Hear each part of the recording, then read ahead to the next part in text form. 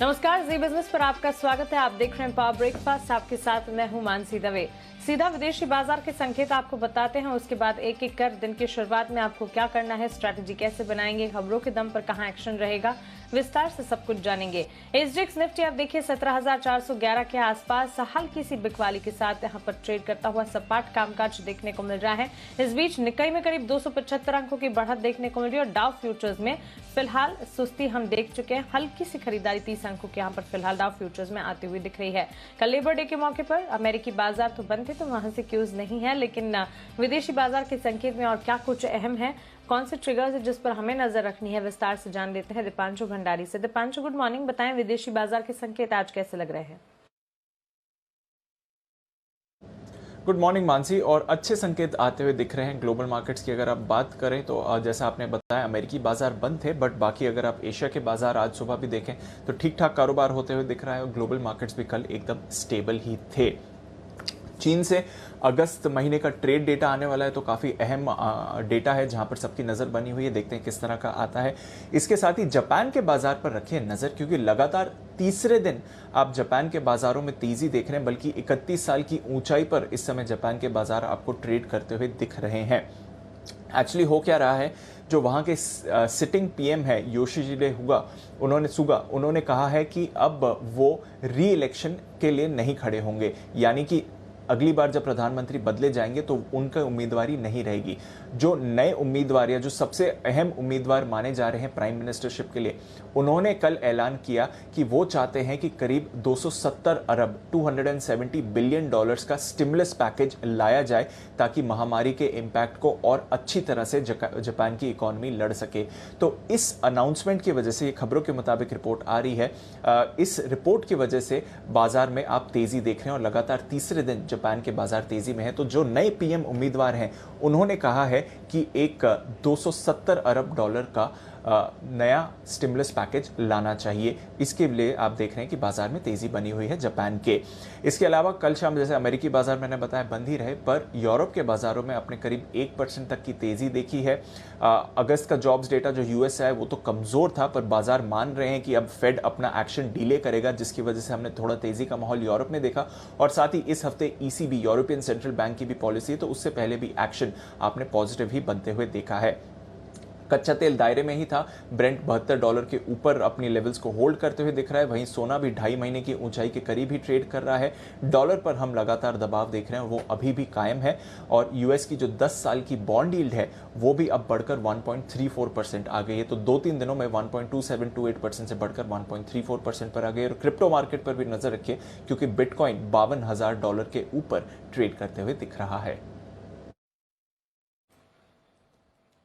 बिल्कुल दीपांशु, शुक्रिया ये तमाम जानकारी के लिए, विस्तार से विदेशी बाजार के संकेत हमें बताने के लिए। तो चलिए, विदेशी बाजार से तो अच्छे संकेत आ रहे हैं, लेकिन एफआईएस डीआईएस का एक्शन समझ लेते हैं, फिर स्ट्रैटेजी आपको बताते हैं। कैश मार्केट में एफआईएस ने करीब 590 करोड़ की बिकवाली की है, तो वायदा बाजार में एफआईएस ने करीब 4,799 करोड़ की खरीदारी की है।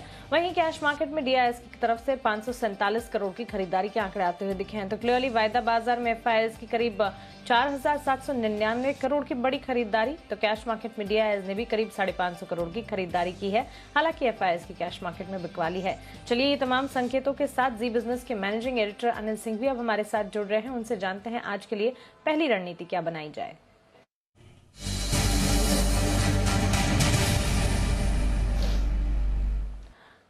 Anil sir, good morning. विदेशी बाजार में एशियाई बाजार की अच्छी शुरुआत है सर, अमेरिकी बाजार से क्यूज नहीं है, क्योंकि कल लेबर डे के चलते अमेरिकी बाजार बंद थे।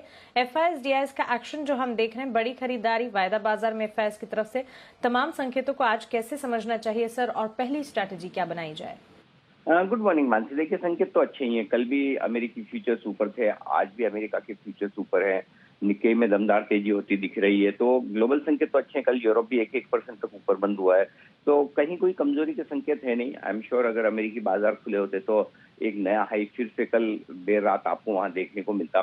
भारतीय बाजार उसे मानकर ही चल रहे हैं और कल फिर से हम लाइफ टाइम हाई पर बंद हुए हैं। सेंसेक्स और निफ्टी पर नया रिकॉर्ड लगातार 7वें दिन बनते हुए दिखा। तो मोमेंटम बड़ा स्ट्रॉन्ग है और धीमे धीमे बाजार की सपोर्ट रेंज ऊपर की तरफ शिफ्ट होती हुई दिख रही है। ये एक अच्छी बात है।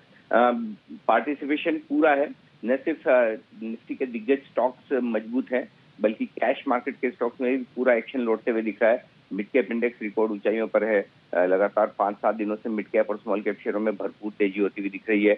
एफआईज की भी खरीदारी के आंकड़े और घरेलू फंड भी कोई ऐसी बिकवाली करते हुए नजर नहीं आ रहे जिससे कि डर लगे आपको। सो मेरे ख्याल से ओवरऑल संकेत काफी अच्छे हैं और इस मोमेंटम में बाजार थोड़ा और ऊपर जाने की कोशिश कर सकते हैं। बस फर्क इतना ही कि थोड़ी सी रफ्तार धीमी पड़ती हुई दिखेगी तेजी की, और उससे कहीं कोई दिक्कत वाली बात है भी नहीं। 17,250, 17,325 ये अब आज के लिए निफ्टी पर स्ट्रॉन्ग सपोर्ट का काम करेगी। ये 75 पॉइंट की रेंज, इस रेंज में निफ्टी सपोर्ट लेगा और अगर आता है तो वहां पर अच्छी खरीदारी के मौके बनेंगे। ऊपरी स्तरों पर 17,450, 17,525 ये 75 पॉइंट की रेंज ऐसी है जहां पर आपको हल्की फुल्की प्रॉफिट बुकिंग आती हुई दिख सकती है। और एक बार 17,500, 17,525 के लेवल को तोड़कर निफ्टी ट्रेड करना शुरू करे या बंद होने के संकेत दे तो और ज्यादा तेजी बनने के आसार बनेंगे। बैंक निफ्टी का जहां तक सवाल है, निफ्टी के मुकाबले में मजबूत कम है और पिछले 2 सेशन स्पेशली थोड़े से कमजोरी भरे रहे हैं। लेकिन अब तक जो ट्रेंड देखा गया है वो ये कि 2 या मैक्सिमम 3 ट्रेडिंग सेशन के बाद बैंक निफ्टी भी थोड़ा वापस से मजबूती दिखाने के प्रयास करता है। तो अगर बैंक निफ्टी आज 36,200, 36,350 की रेंज में आता है, थोड़ा और नीचे है, तो वो बहुत ही स्ट्रॉन्ग सपोर्ट जोन है और उस रेंज में खरीदारी के बहुत ही बढ़िया मौके होंगे। और ऊपरी स्तरों पर 36,800, 37,000 बेसिकली 800 पॉइंट की रेंज है बैंक निफ्टी पर, 36,200, 37,000 और इस रेंज में बीचों बीच में हम बंद हुए हैं। 400 पॉइंट ऊपर, 400 पॉइंट नीचे की जगह है। सो अगर आज किसी भी वजह से बैंक निफ्टी कमजोर खुलता है और सपोर्ट रेंज में आता है तो वहां पर बैंक निफ्टी में भी खरीदारी का एक अच्छा मौका बनेगा। तो वहां पर 37,140 से एक अच्छा करेक्शन होकर संकेत नीचे की तरफ खरीदारी के आते हुए दिखेंगे। तो ओवरऑल बाय ऑन डिप्स का मार्केट है, खरीदारी का रुझान बनाए रखें और गिरावट में अहम लेवल पर, सपोर्ट लेवल पर खरीदारी करके चलने की सलाह होगी। जी मान। बिल्कुल अनिल सर, शुक्रिया ये तमाम जानकारी के लिए और रणनीति हमें बताने के लिए। तो बिकवाली या कमजोरी पर खरीदारी करने की राय, बाय ऑन डिप्स का मार्केट जहां पर अच्छे संकेत विदेशी बाजार से आते हुए दिख रहे हैं जिसका एक इवेंचुअल इम्पैक्ट भारतीय बाजार पर भी पड़ता हुआ हम देखेंगे। 17,250 से 17,325 निफ्टी के लिए मजबूत सपोर्ट का काम करेंगे। 17,450 से 17,525 ये होगी निफ्टी के लिए ऊपरी रेंज। बैंक निफ्टी 36,200 से 36,350 इसे मजबूत सपोर्ट के तौर पर मानकर चले तो 36,800 से 37,000 इस दायरे को बैंक निफ्टी के लिए आप ऊपरी रेंज के तौर पर मानकर चल सकते हैं। ध्यान रखिए निफ्टी के साथ ही बैंक निफ्टी भी आज मौके देगा और गिरावट पर खरीदारी का मौका बिल्कुल न चूके। चलिए आगे बढ़ते हैं और खबरों वाले शेयर्स आज बताने के लिए हमारे साथ कुशल गुप्ता जुड़ गए हैं। कुशल, गुड मॉर्निंग। बताएं खबरों के दम पर एक्शन कहां पर है और ट्रिगर्स कौन से आज इंपॉर्टेंट है? Good morning Mansi. सबसे पहले जैन इरिगेशन सिस्टम पूंजी जुटाने पर आज यहां बोर्ड बैठक होने वाली है तो इस पर हमारी नजर बनी रहेगी। साथ ही जून तिमाही के नंबर्स जो है, नोवोको विस्टास जो नई लिस्टिंग है उसने अपने नंबर्स डिक्लेयर किए थे और यहां पर अगर आप देखें तो ओवरऑल कमजोरी का रुझान हमें देखने को मिल रहा है। हालांकि जो मुनाफा है वो आपको करीब 204% ऊपर दिखेगा क्योंकि डेफर्ड टैक्स जो है वो पिछली तिमाही में रहा था। तो मार्जिन्स लेकिन 20% से बढ़कर 23.3% ये क्वार्टर ऑन क्वार्टर बेसिस पर मैं आपको नंबर्स बता रहा हूं। इनफैक्ट इसके अलावा अगर आप नाल्को को पर भी नजर रखिए क्योंकि ₹1 प्रति शेयर के फाइनल डिविडेंड का भी इन्होंने ऐलान किया है और ये जो है FY21 का फाइनल डिविडेंड है तो यहां पर भी आपको फोकस रखना है। GRM ओवरसीज 23 सितंबर को बोर्ड बैठक में जो है शेयर विभाजन, स्टॉक स्प्लिट पर चर्चा होने वाली है। साथ ही त्रिवेणी टर्बाइंस भी नजर पर रखिए अपनी, क्योंकि जी त्रिवेणी में सारी कंपनियों ने जेवी समाप्त कर दिया है। तो ये जो जेवी समाप्त किया गया है, जो एग्जिस्टिंग रेगुलेशंस थी उसको लेकर कहीं ना कहीं यहां पर फोकस बना हुआ रहेगा त्रिवेणी टर्बाइंस को लेकर। Orient cements HDFC mutual fund ने कंपनी में 2.18% हिस्सा जो है घटाया है। अब कुल हिस्सेदारी जो है 2.97% हो गई है। VST टेलर्स के लिए अच्छी खबर आ रही है। VST टेलर ट्रैक्टर्स ने दक्षिण अफ्रीका में ट्रैक्टर्स और पावर टिलर्स लॉन्च किए हैं। ये ETG एक्सपोर्ट ट्रेडिंग ग्रुप के साथ डिस्ट्रीब्यूशन के लिए इन्होंने करार किया है। धामपुर शुगर भी फोकस में रहेगा क्योंकि NGT ने कंपनी पर 20 करोड़ की पेनल्टी लगाई है। पर्यावरण जो रूल्स है उसको लगातार उल्लंघन करने की वजह से ये पेनल्टी लगाई गई है। नेशनल ग्रीन ट्राइब्यूनल NGT का मतलब है। इक्विटा स्मॉल फाइनेंस बैंक अंत में यहां पर दिसंबर 2021 तक 700 करोड़ के लोन की रिस्ट्रक्चरिंग करने का अनुमान लगाया जा रहा है और बैंक ने कुल कोविड पैकेज में आप देखिए 1500 से 1600 करोड़ के लोन की रिस्ट्रक्चरिंग करने की गाइडेंस दी थी। तो अपने आप में जितनी गाइडेंस दी थी उसके मुकाबले ऑलमोस्ट आधा अमाउंट जो है वो अब रिस्ट्रक्चर करने का अनुमान लगा रहे हैं। बिल्कुल कुशल, शुक्रिया ये तमाम खबरों वाले शेयर्स हमें बताने के लिए। तो ढेर सारी खबरें हैं और साथ ही ट्रिगर्स और नई लिस्टिंग हुई नोवोको विस्टास के नतीजे भी आते हुए देखने को मिले हैं। चलिए आगे बढ़ते हैं और जी बिजनेस के खास शो बाजार आज और कल में एचडीएफसी सिक्योरिटीज के वीके शर्मा ने ऑप्शन की जो दमदार रणनीति सजाई है वो आपके सामने रखते हैं। आज जो स्ट्रेटेजी में दे रहा हूँ वो 2 स्टॉक हैं। एक मैं पहली बार दे रहा हूँ कैनफिन होम्स, और दूसरा जो कई दिनों से मतलब कई सप्ताहों में पहले भी दिया है वो है एचसीएल टेक। तो कैनफिन होम्स के अंदर हमने तेजी देखी है, तो सितंबर माह का आप 600 की कॉल इस में खरीद सकते हैं। 21 रुपये का रखे स्टॉप लॉस, टारगेट आपका रहेगा 48। एचसीएल टेक दूसरा स्टॉक है, तो यहाँ पे मेरी सलाह कि 1220 रुपये का स्ट्राइक प्राइस एचसीएल टेक के अंदर, 28 रुपये पे ऑप्शन आप इसको खरीदें, 18 रुपये रहेगा स्टॉप लॉस और टारगेट आपका रहेगा 43 रुपये। ऑलराइट, 2 ऑप्शंस की कॉल कैनफिन होम सितंबर कॉन्ट्रैक्ट 600 की कॉल खरीदने की राय, यहां पर 48 की टारगेट को मानकर चले, 21 का स्टॉप लॉस लगाए। एचसीएल टेक्नोलॉजी सितंबर कॉन्ट्रैक्ट 1220 की कॉल खरीदने की राय, 43 का टारगेट, 18 का स्टॉप लॉस आप मानकर चले। चलिए आज के लिए इंपॉर्टेंट ट्रेडिंग कॉल्स आपको बताते हैं। आनंद राठी की राय क्रॉम्पटन ग्रीव्स पर खरीदारी की है, 510 की टारगेट, 470 का stop loss. Centrum broking Mphasis पर खरीदारी की राय दे रहे हैं, 3100 के लक्ष्य को मानकर चले, 2980 का स्टॉप लॉस लगाएं। क्रॉम्पटन ग्रीव्स पर ही इनकी राय खरीदारी की भी है, 505 के टारगेट्स को मानकर चले, 475 का एक स्टॉप लॉस लगाना होगा। तो चॉइस ब्रोकिंग के इसी पर खरीदारी की राय दे रहे हैं, अगर बाई कॉल इनिशिएट करते हैं 443 के टारगेट्स को मानकर चले, 418 का स्टॉप लॉस लगाना होगा। मुदित गोयल हमारे साथ एसएमसी ग्लोबल सिक्योरिटीज के सीनियर रिसर्च एनालिस्ट अब जुड़ गए हैं। मुदित गुड मॉर्निंग, स्वागत है आपका जी बिजनेस पर। इंडेक्स पर आपका नजरिया और साथ ही स्टॉक स्पेसिफिक रिकमेंडेशन आज के लिए आपके क्या होंगे? गुड मॉर्निंग मानसी जी, गुड मॉर्निंग ऑल व्यूअर्स। देखिए इंडेक्स पर व्यू बिल्कुल साफ है, जिस तरह के सेंटीमेंट्स मार्केट में बने हुए हैं और हम देख रहे हैं लगातार मार्केट्स में लोअर लेवल से बढ़िया बाइंग देखने को मिल रही है। लास्ट 5 सेशन से निफ्टी में हर दिन ऑल टाइम हाई जैसे लेवल्स देखने को मिले। इन ऑल टाइम हाई के पीछे जो रीजन है वहां पर हम देख रहे हैं रिलायंस ने बड़ा ब्रेकआउट दिया। इसके साथ साथ हम देखेंगे लोअर लेवल से फार्मा स्टॉक्स में बढ़िया बाइंग देखने को मिल रही है। ऑटो सेक्टर जो अभी तक परफॉर्म नहीं कर रहा था, सेलेक्टिव ऑटो काउंटर्स में भी बाइंग नजर आ रही है। जब इस तरह के सेंटिमेंट्स बन जाते हैं तो यही निकल कर आता है कि मार्केट्स में अभी और तेजी देखने को मिलेगी और जो ऑनगोइंग ट्रेंड है वो बिल्कुल कंटिन्यू रहेगा। तो हमें लग रहा है आज के सेशन में निफ्टी में 17,410 से लेकर 17,450 तक के अपसाइड मूव देखने को मिल सकते हैं।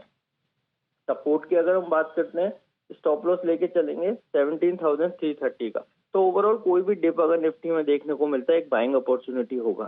सेम बैंक निफ्टी में भी कोई बड़ा आउट परफॉर्मेंस नजर नहीं आ रहा, बट एक रेंज है, तो जो रेंज में लग रहा है ऊपर की तरफ 36,800 तक के अपसाइड में बैंक निफ्टी दिखा सकता है। और सपोर्ट में अगर हम बात करें तो 36,400 तक के सपोर्ट बैंक निफ्टी में भी देखने को मिल सकते हैं। स्टॉक स्पेसिफिक हमें लग रहा है आज के सेशन में वोल्टास में बाइंग देखने को मिल सकते हैं, क्योंकि एक बढ़िया ब्रेकआउट कल के सेशन में वोल्टास में नजर आया था, तो आज फॉलो अप बाइंग वहां से देखने को मिलेगी। तो वोल्टास को लॉन्ग करके चलेंगे 1150 के टारगेट के लिए, स्टॉप लॉस रहेगा 1105 का। दूसरा काउंटर होगा आईटी में से एक एम्फेसिस को भी लॉन्ग करके चलेंगे, क्योंकि कल के सेशन में हमने देखा था लास्ट में आईटी में सारे आईटी स्टॉक्स में बढ़िया बाइंग देखने को मिली थी और एम्फेसिस में एक बड़ा ब्रेकआउट नजर आया। चार्ट्स पर पेनेंट पैटर्न बना रहा था, उसका ब्रेकआउट कल के सेशन में देखने को मिला है। तो लग रहा है आज भी तेजी कंटिन्यू रहेगी। 3070 के टारगेट्स के लिए एम्फेसिस को लॉन्ग करने की सलाह होगी, स्टॉप लॉस रहेगा 3000 का। बिल्कुल मुदित जी, शुक्रिया आपने रिकमेंडेशन हमें बताने के लिए। केडिया कमोडिटीज के अजय केडिया हमारे साथ कमोडिटी मार्केट्स पर जुड़ गए हैं। अजय जी गुड मॉर्निंग, स्वागत है आपका जी बिजनेस पर। सबसे पहले बुलियन मार्केट और उसके बाद कच्चे तेल की चाल पर आपका नजरिया। गुड मॉर्निंग मानसी जी। देखिए सोने चांदी की अगर बात करें तो पिछले हफ्ते हमने देखा नॉन फार्म पेरोल का डेटा आने के बाद कहीं ना कहीं सोने को अच्छा सपोर्ट मिलता हुआ दिखाई दिया। बट कल यूएस मार्केट हॉलिडे के चलते पूरे दिन मार्केट एक सीमित दायरे में ट्रेड करता हुआ दिखाई दिया।